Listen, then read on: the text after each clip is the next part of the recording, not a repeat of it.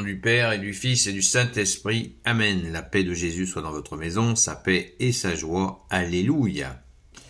Nous poursuivons la lecture de Saint Matthieu chapitre 5. J'espère que vous allez bien. Que ta parole, ô Jésus, rentre dans mon esprit, que ma bouche proclame ta parole et que mon cœur l'accueille. Je vous le dis. Je vous le dis, si votre idéal de perfection ne dépasse pas celui des maîtres de la loi et des pharisiens, vous ne pouvez pas entrer dans le royaume des cieux. Eh bien, rappelez-vous, si vous avez suivi la lecture d'hier, c'est le verset, moi j'avais lu ce verset supplémentaire pour la bonne compréhension.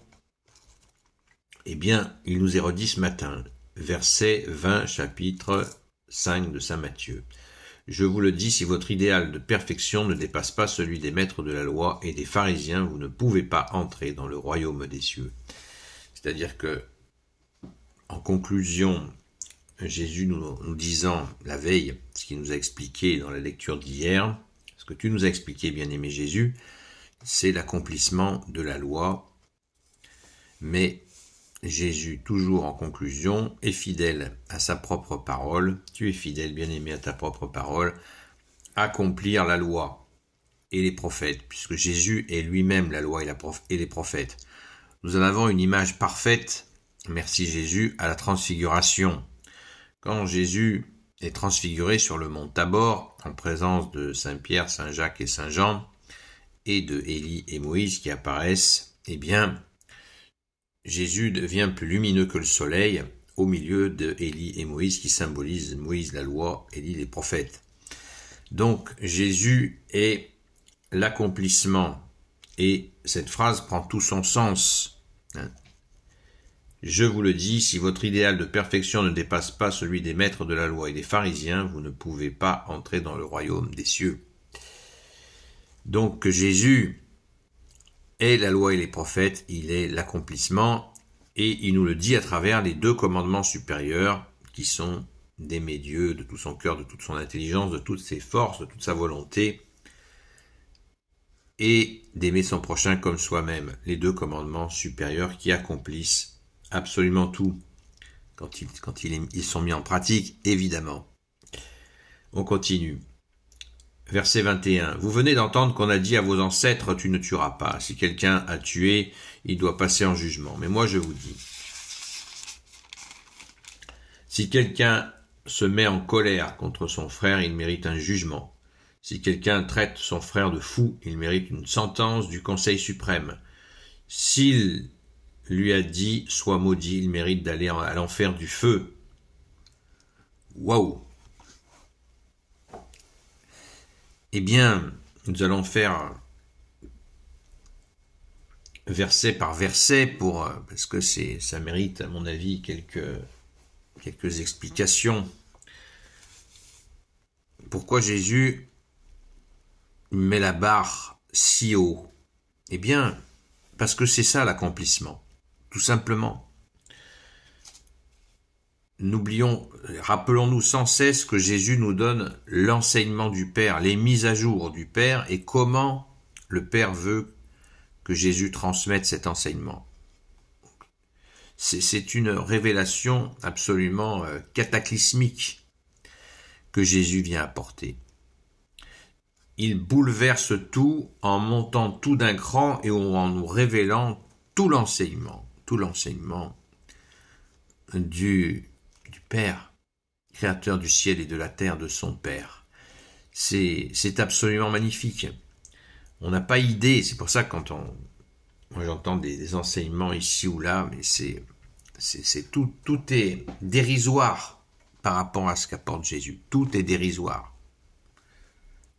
Ça n'a pas de sens. Tout est là. Quand on traitait quelqu'un de fou, vous savez qu'il y a des gens qui font, par perfidie, par malice, par magouille, qui font croire à des gens qu'ils sont fous, pour des héritages, pour des horreurs, pour essayer d'obtenir de leur argent, ceci, ou pour leur voler leur femme, ou je sais pas quoi. c'est ses perfidies pour arriver à ses fins. Et à une époque, il suffisait d'un certificat du mari, comme quoi sa femme était folle, et puis il l'emmenait à l'hôpital psychiatrique. Comme ça, il pouvait rejoindre sa maîtresse. Des ruses pour rendre les gens complètement gaga et après faire leurs affaires. Voilà. Donc, Jésus nous en renvoie absolument toutes les petites astuces horribles dont les hommes sont friands. Si quelqu'un il lui dit sois maudit, régulièrement nous disons, merci, moi je le dis régulièrement, merci à Jésus et Marie de te bénir, la bénédiction. Bénir veut dire du bien. Maudire. De maudire quelqu'un, il mérite d'aller à l'enfer du feu. Maudire, ça veut dire du mal. Vous vous rendez compte que Jésus, enfin, est venu mettre les choses au clair là-dessus. Vous voyez ? Et il fait en début de verset, je vous le rappelle, Jésus, tu nous dis, tu ne tueras pas. Mais quand on maudit quelqu'un, on dit que les paroles peuvent être encore plus meurtrières que l'acte de tuer. Que les paroles peuvent tuer des gens. Eh bien, la malédiction, maudire quelqu'un, c'est quelque chose d'absolument effroyable. Et là, Jésus dit que ça passe pas. Puisque c'est l'enfer. Vous voyez ?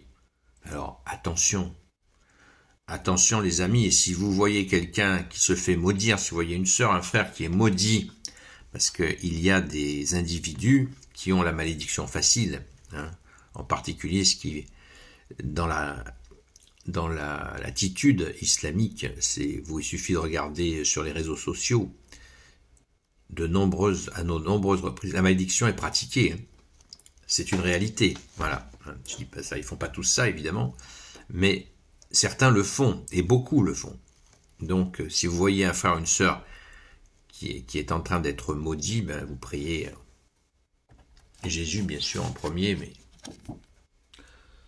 Saint Michel Archange, défends-nous dans le combat, sois notre secours contre la malice et les embûches du démon, que Dieu lui fasse sentir son empire, nous t'en supplions. Et toi, prince de la milice céleste, précipite en enfer par la force divine Satan et les autres esprits mauvais qui rôdent dans le monde pour la perte des âmes. Amen. Voilà. Merci Jésus. On dit à notre Père avant, la prière à Saint Michel Archange, et on fait confiance à Jésus. Et bien sûr, les Je vous salue Marie. Pas besoin d'en dire 10 000, hein. Mais ne restons pas comme ça, les bras ballants, face à ce genre de situation. Ça peut se passer dans la rue aussi, hein. Quand donc tu t'avances pour présenter à l'autel ton offrande, si tu te souviens que ton frère a quelque chose à te reprocher, laisse-la devant l'autel, ton offrande, et va d'abord te réconcilier avec ton frère, ensuite tu reviendras présenter ton offrande.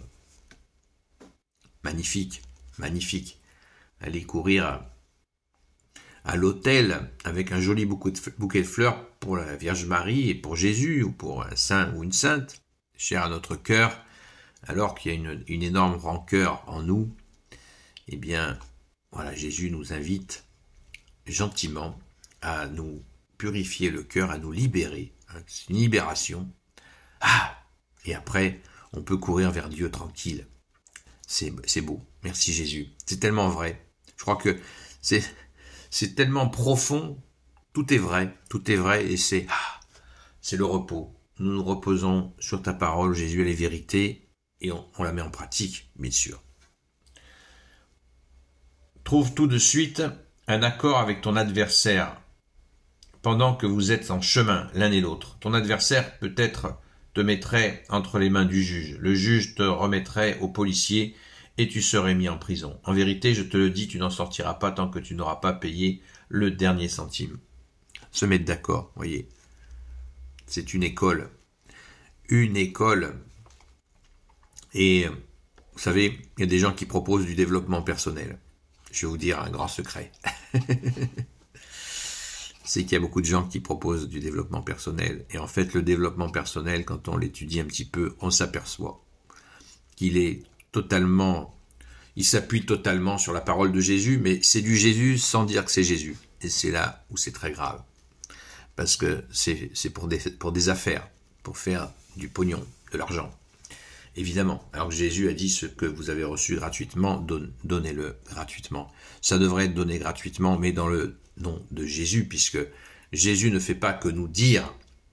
Il faut vraiment se mettre ça dans le cassis, dans le citron, dans la tête. Jésus ne fait pas que nous dire faites ça, faites ça, faites ça. Déjà, il le dit par amour, évidemment. Mais il nous donne la force de le faire. C'est hyper important.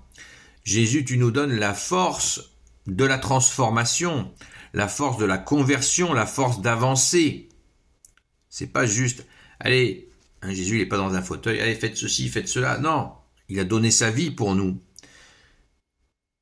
Il s'est entièrement donné pour que nous puissions dépasser les situations et avancer avec lui, par lui, en lui. Alléluia! Gloire soit au Père et au Fils et au Saint-Esprit, maintenant et toujours et pour l'éternité. Amen. Ô Jésus, toi qui peux tout et qui portes tout, toi le Sauveur, toi l'Emmanuel, je te confie toutes celles et ceux qui regarderont cette vidéo, ainsi que leurs proches, selon ta seule volonté, ô Jésus.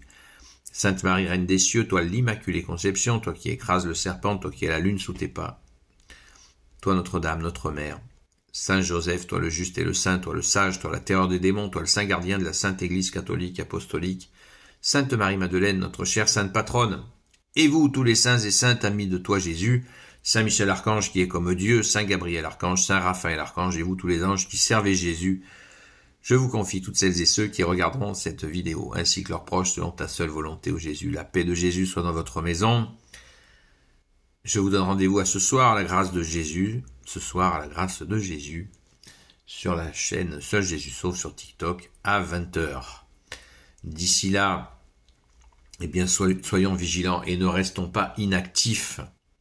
Prions dans les situations, quelles qu'elles soient, et Jésus, tu nous donneras la force. Garde-moi, Jésus, ma force est en toi. Garde-moi, Jésus, mon bonheur c'est toi. Garde-moi, Jésus. Merci Jésus, à très vite.